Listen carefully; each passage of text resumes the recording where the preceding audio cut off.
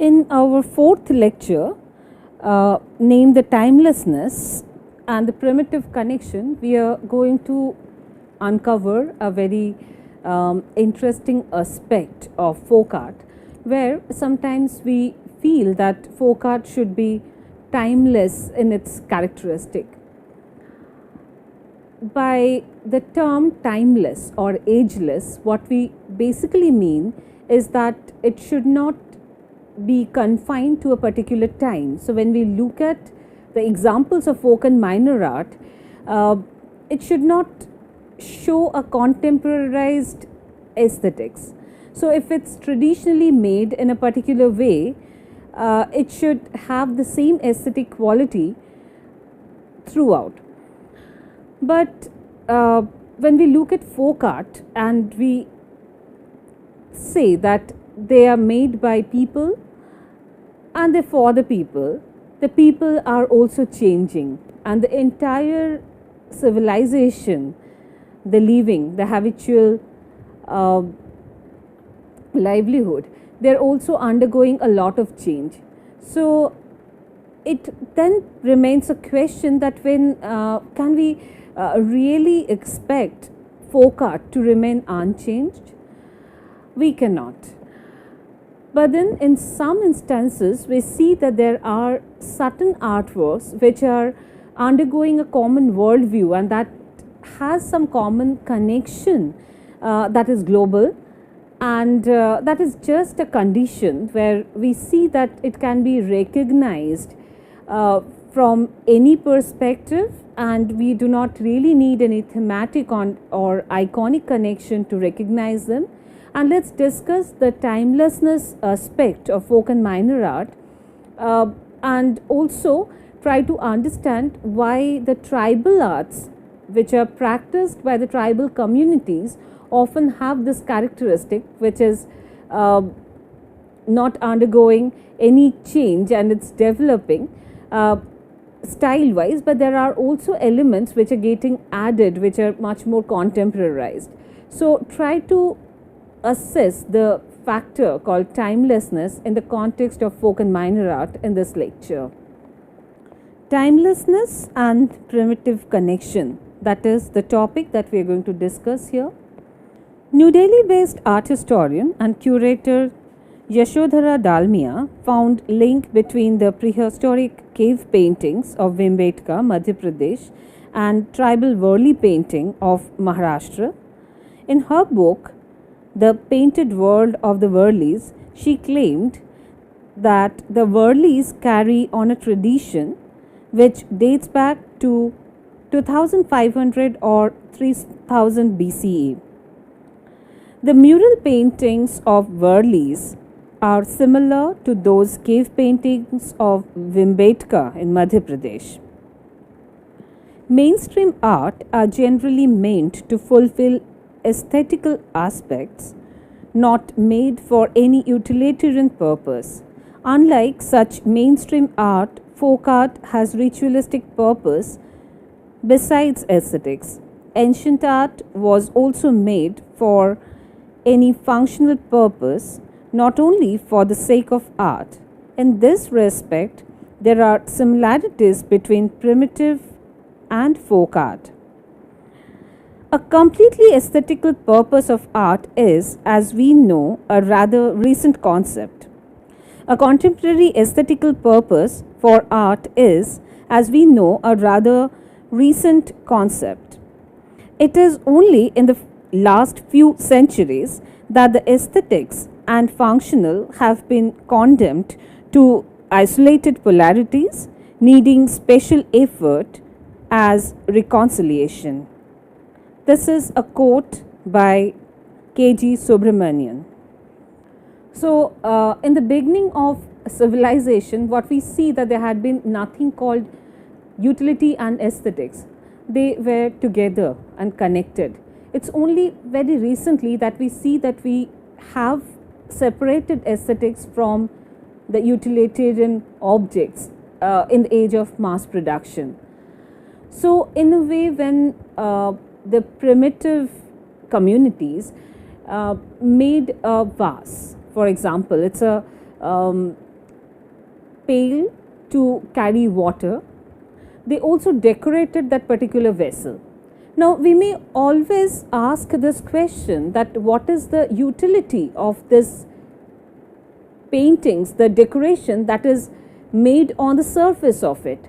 And that is not an irrelevant question in that context, that if a person is struggling and walking around 6 kilometers a day to fetch a vessel full of water from a particular distance, then what inspires that particular person to decorate that particular pot?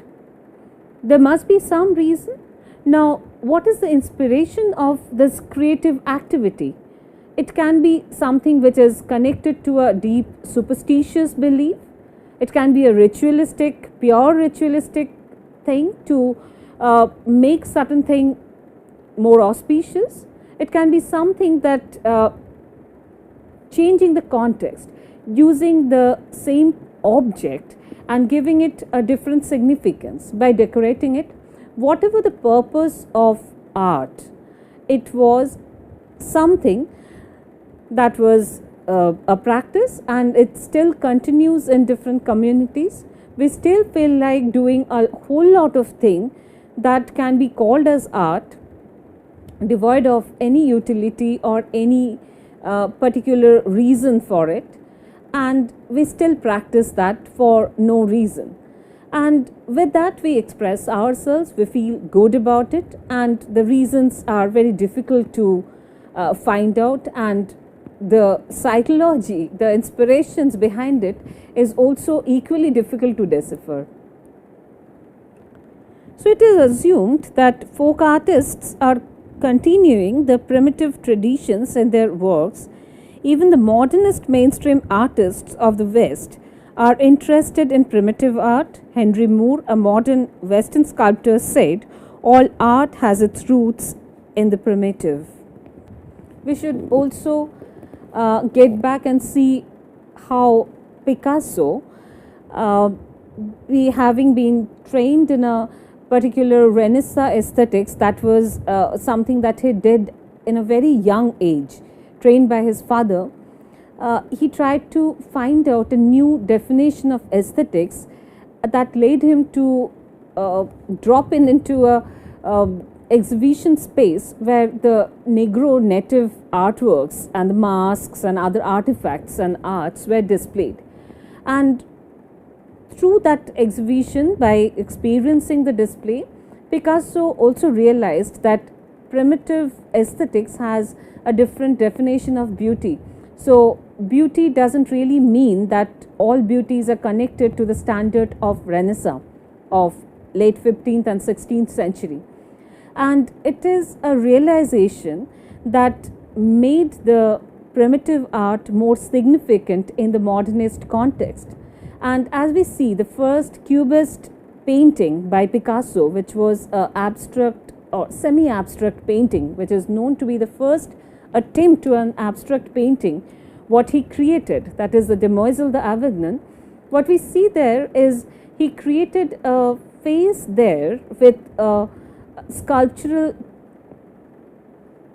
feature that had certain resemblance with the Negro sculptures of that time, and that was a different definition of beauty that we got to see, and that probably has started a new era. So primitive art and the ageless style had its connection that influenced modernity and operated the fiber of the understanding of modernity in a different direction. Folk art is separated from mainstream fine art. It comes under a kind of art with naive and primitive expressions, but folk art cannot be called primitive in the sense of Western concept of primitivism, which was a principle of modernity largely accepted by many Western modern artists. Unlike mainstream art, it is not a kind of art with academic sophistication. Folk art is best identified as a distinct genre. In this age of technological advancement, folk artists stick to their own techniques which are primitive in nature. Though ready-made industrial paints are available now, sometimes folk painters like prehistoric cave painters make pigments from natural resources, leaves, rocks, charcoals, etc. We have mentioning how the Patuas made the paints and brush in Nandalal Bose's Shilpa Charcha and Guru Shadar Dutt's writing from the early 20th century. These techniques and materials lack sophistication of modern paintings and resemble primitivist art. So it's not the permanence of the media or the longevity of it, rather the creative expression that has dominated and inspired these people to develop their contents from certain other inspirations, social or otherwise.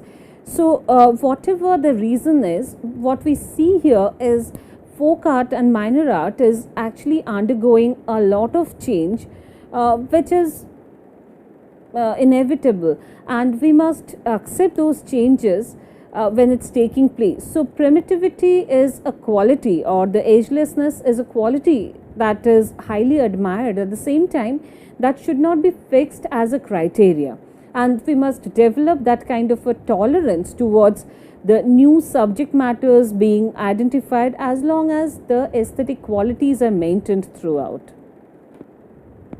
We should always value the aesthetic qualities that is coming through the age-old traditional values and the kind of aesthetics that is sharing a common worldview. But we must not forget in this context that unless there's a change which is continuous and natural, and that gets incorporated into the artwork, it cannot leave. So when we talk about tradition, it's not just the past, but present is also going to become past one day, and continuing with the same thing over and over again may not make much of a sense in that context. So in our next lecture, we are going to talk about the issue of this evolving character and how the purpose of ritualistic art is evolving into a propagative secular purpose. In the next two lectures of our first module, we are going to discuss a very intricate issue. The understanding has to be made clear at this point so that we get to the journey of looking, thinking, and appreciating the artworks in its right relevant context. It's all about how the artworks have started as the ritualistic or customary practices and how they're evolving at creative expressions. So the evolution is all about the ritualistic to the propagative or communicative things, and we are trying to understand that into its right fiber. We will continue with our next lecture.